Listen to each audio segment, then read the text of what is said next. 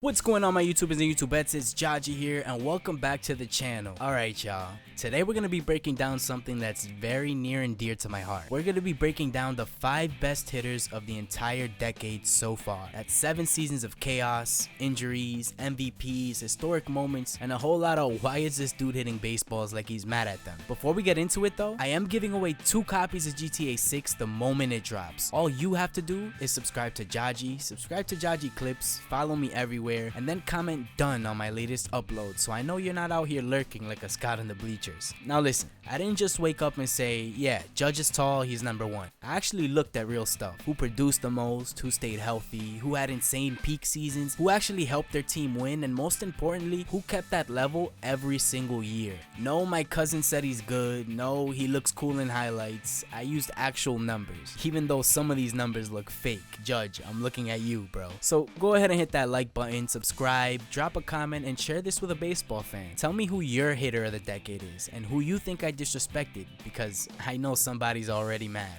So without further ado, let's get into it.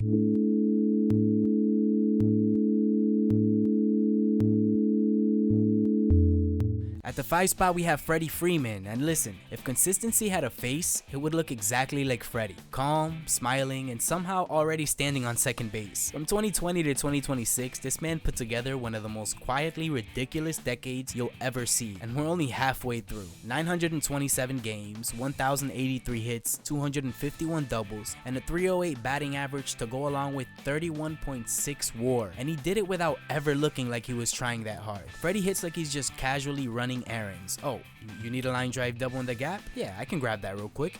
I mean, Freddie's decade starts with him being the emotional anchor of the Braves, the guy who kept that clubhouse sane during the weird 2020 season, and then 2021 hits and he helps deliver a World Series. That's a whole chapter in his legacy right there, ladies and gentlemen. He didn't just show up, he showed up big when it mattered. And then he moves to the Dodgers in 2022, and instead of declining like every other 30-something-year-old first baseman in history, Freddie basically said, nah, I'm gonna get better. And that he did. He became the Dodgers' most reliable hitter overnight. He's an on-base machine, a doubles king, and a run-scoring engine. Every year, you know what to expect from Freddie Freeman. 300 average, elite OBP, elite slugging, elite everything. He's the only guy in our top 5 today who gave us over 1,000 hits and over 250 doubles within the decade so far. That's not normal, that's baseball cardio. And the craziest part, Freddie doesn't have Judge power, the crazy Soto OBP, the Ohtani chaos, or the Yordan violence. He's just out here being annoyingly good at everything. Pitchers hate facing him because he doesn't swing at bad pitches, and he doesn't chase, he doesn't panic. He just ruins your night one opposite field laser at a time. So Freddie Freeman is the Iron Man of elite hitting, the most reliable, durable, and complete hitter of the 2020s. He's number 5 on the list, but he's number 1 in I will absolutely ruin your pitcher's confidence. Number 4, Yordan Alvarez. And let me just say this up front, Yordan doesn't hit baseballs, he punishes them. Every swing looks like he's settling a personal debt. Let me put it to you this way, if Freddie Freeman is smooth jazz, Yordan is a car crash in surround sound. From 2020 to 2026, Yordan put together one of the most terrifying hitting profiles of the decade. 297 average, 391 OBP, 571 slugging, 962 OPS, 174 home runs to go along with a 166 OPS plus, which means he's 66% better than the league every time he steps into the box. That's not a hitter,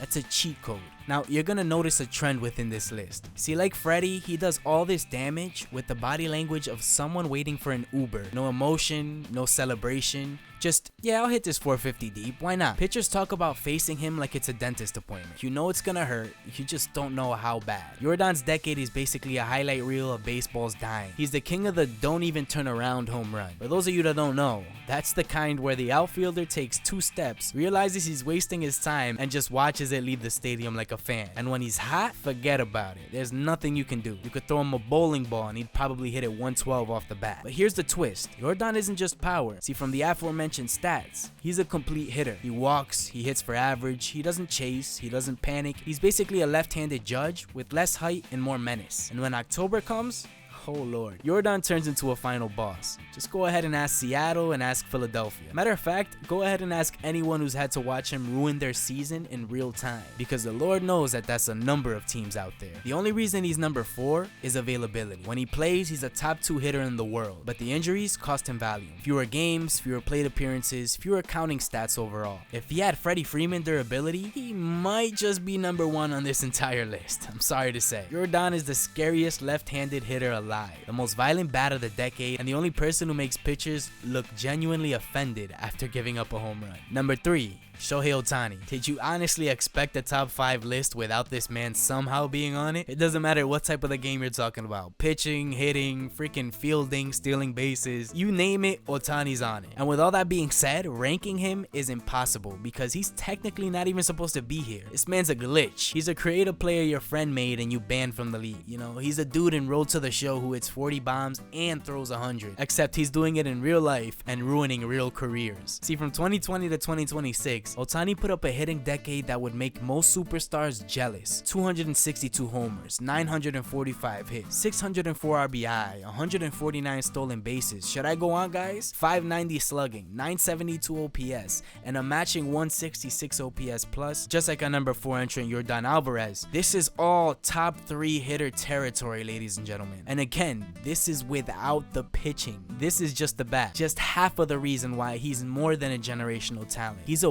once-in-a-lifetime talent. And obviously, with those counting stats, Ohtani has nothing to prove. He's a bona fide stud in the box. However, each and every time he steps into it, he hits like he's trying to prove a point. Every swing looks like he's saying, "You really thought you can throw that to me?" Like, pitchers don't even get mad when he homers. They just nod like, "Yeah, that's fair." His decade is basically a highlight reel of baseballs leaving the stadium at speeds that should require a permit. And he's not just a power guy. He hits for average, he walks, he steals bases, he does everything. He's like if Yordan Alvarez had wheels and cardio. So again, it sounds like comedy, but on hitting stats alone, Ohtani's a top 5 hitter. He signed a $700 million contract, and $300 million of that alone was because of his bat. It's like if Freddie Freeman suddenly started throwing 99 with a splitter. The league would shut down. And on top of that, his decade arc is insane. He goes from interesting two-way experiment to, oh my goodness, this is actually working, to this is the best player I've ever seen in about 3 seasons. That's all it took. 3 seasons. We knew he had the potential, but if you look at his baseball reference, he took the world by storm realistically between 2021 and 2023, and everything after that has been history. And why not? Let's get even crazier. Those 262 homers, 945 hits, and 663 runs were all in between injuries as well. So even with those injuries, even with the workload, even with the chaos of being a two-way player,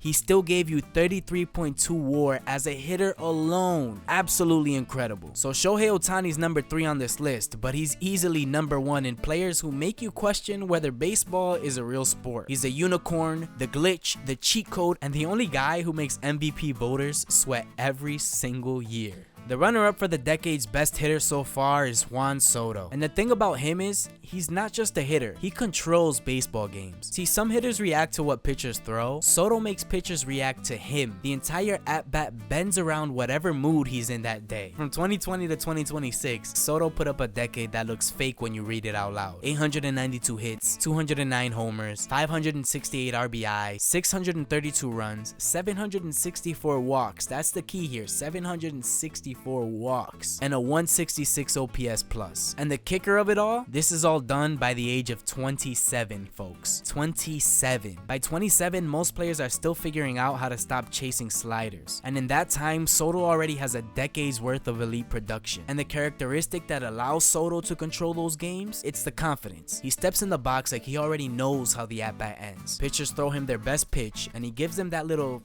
"Yeah, I saw that," head tilt. It's not disrespect, it's just Soto being Soto. He has the vibe of someone who's been doing this for 20 years, despite him barely being old enough to rent a car. And when he decides he's swinging, oh boy, it's loud. Soto hits baseballs like he's trying to send a message to the next pitcher. His home runs don't sneak out. They leave with authority. Outfielders don't even chase them. They just turn around like they're watching a meteor. But here's the part that I feel like people don't talk about enough. Soto's a rhythm hitter. Yes, he's still a legendary hitter on any given day. However, when he's locked in, watch out, folks, because he doesn't just get hot. He takes over entire weeks. weeks, you'll look up and he's reached base 12 times in a series, hit 3 bombs, and ruined 2 bullpens. Like, he's still the only guy in baseball other than Ohtani who can go 1 for 4 and still feel like he's dominated the game. So again, these are counting stats from a man who hasn't even hit his true prime yet. He's already sitting on 37.3 WAR, already has 209 homers with those aforementioned 764 walks. That's a decade's worth of production for elite players, and he's still younger than half the prospects pretending to be the next Soto. So Juan Soto's number 2 on this list because he's the most complete, controlled, and inevitable hitter of the decade. He doesn't just beat pitchers, he outthinks them, outlasts them, and then outplays them. And he's only getting better, folks. Come on.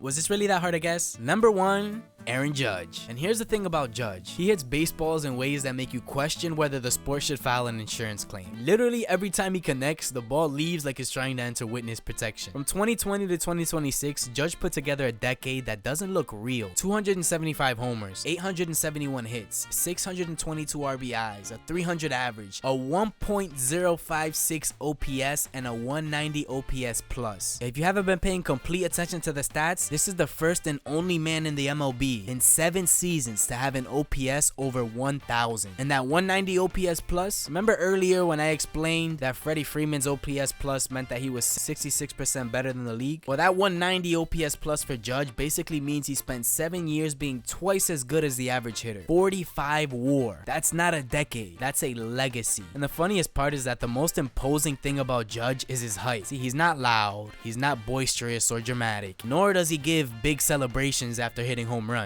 And believe me, after some of the home runs he's hit, he should have celebrated. But no, he just walks up, looks at you like he's deciding what to order for lunch, and then hits a ball 440 feet deep like it's nothing. And pitchers don't even get mad at this point. It actually reminds me, for some of my wrestling fans, of this segment that CM Punk did on Triple H back in 2011, where he was mimicking what Triple H and Stephanie McMahon sounded like in bed. And that's pretty much how I imagine the pitcher looking at the catcher. Well, yeah man, what do you want me to do? And let's get to the highlight of this entire decade. 2022, the season that turned into a national broadcast. It was the summer of '98 all over again. Every night felt like a countdown. You literally had people who don't even watch baseball tuning in just to see if he'd hit number 62. And eventually, he did. And he didn't sneak it out either. He hit it like he was sending a message to the entire league.